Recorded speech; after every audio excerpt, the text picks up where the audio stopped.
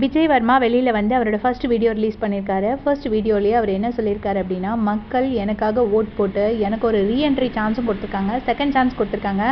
அந்த second chance வந்து எனக்கு கடவுள் கொடுத்த சான்ஸாக தான் நான் நினைக்கிறேன். ஃபர்ஸ்ட் நான் போன உடனே வந்துட்டு எபிசோட்ஸ்லாம் பார்க்கல, ஒரு ரொம்ப ஷாக்காக இருந்தேன், ஏன் இந்த மாதிரி ஒரு தப்பு பண்ணேன் அப்படின்னு சொல்லிட்டு. அப்புறம் ஒரு 2-3 டேஸ் கோயிலுக்கெல்லாம் போயிட்டு வந்துட்டு என்னோடய ஒர்க் ஸ்டார்ட் பண்ணிட்டேன். நான் பிக் பாஸ் எபிசோட்ஸ் எதுவுமே பார்க்கல. அப்புறம் திடீர்னு எனக்கு கால் வந்துச்சு, இந்த மாதிரி உங்களுக்கு ஒரு செகண்ட் சான்ஸ் இருக்குது, செகண்ட் ஆப்பர்ச்சுனிட்டி இருக்குது அப்படின்னு. அப்போ வந்த உடனே நான் மனசில் நினச்சது, சரி எனக்கு ஒரு கிடைச்ச செகண்ட் சான்ஸை நான் கண்டிப்பாக மிஸ்யூஸ் பண்ணக்கூடாது. உள்ளே போய் நான் இந்த ஷோவில் நான் எதுக்காக எனக்கு செகண்ட் சான்ஸ் கொடுத்தாங்கன்னு யாரும் சொல்லிடக்கூடாது, அந்த மாதிரி என்னோடய பர்ஃபார்மன்ஸ் இருக்கணும் அப்படின்னு நினச்சேன். ஸோ நான் கண்டிப்பாக வந்து யாரும் முகம் சொல்லிக்காத அளவில் என்னோடய ஆக்டிவிட்டீஸ் எல்லாமே இருக்கணும் அப்படின்னு நினச்சேன். நான் முடிஞ்ச வரைக்கும் எல்லாருக்கூடையும் ஃப்ரெண்ட்லியாக இருந்தேன். என்னால் எவ்வளோ ஜென்டில்மேனாக நடந்துக்க முடியுமோ அந்த அளவுக்கு ஜென்டில்மேனாக நடந்துக்கிட்டேன். யாருக்கிட்டையும் நான் அதிகமாக தேவையில்லாத சண்டையும் போல், அடுத்தவங்க சண்டையில் நான் மூக்கையும் நுழைக்கலை. அதே நேரம் நான் டான்ஸ் மூவ்ஸ் எதுவுமே பண்ணாமலும் இருக்கல.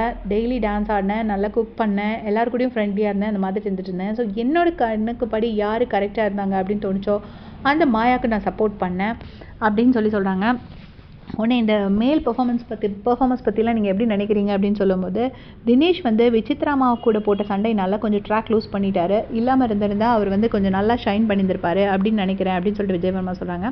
மணி பற்றி சொல்லும்போது, மணிக்கு வந்து ரவீனா இல்லாமல் மணி தனியாக வந்திருந்தால் மேபி மணி இன்னும் நல்லா பெர்ஃபார்ம் பண்ணியிருக்கலாம், டான்ஸ் எல்லாம் நல்ல ஸ்கோப் இருந்திருக்கு அப்படின்னு சொல்கிறாங்க.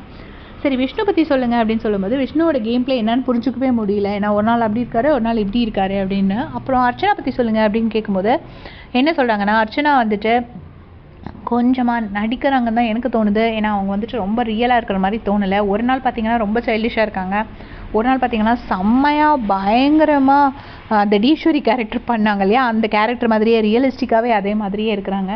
ஸோ அவங்களோட ரியாலிட்டி இதுவா அதுவா, ஒரு நாள் அழுகுறாங்க, ஒரு நாள் சிரிக்கிறாங்க, ஒரு நாள் நடிக்கிறாங்க, எப்படி இருக்காங்கன்னு அவங்களோட மூட்ஸ் புரிஞ்சிக்கவே முடியல. ஸோ அவங்க இந்த ஷோக்காக தன்னை மாற்றிக்கிட்டு ஃபேக்காக இருக்காங்களோன்னு எனக்கு தோணுது அப்படின்னு சொல்லியிருக்காரு.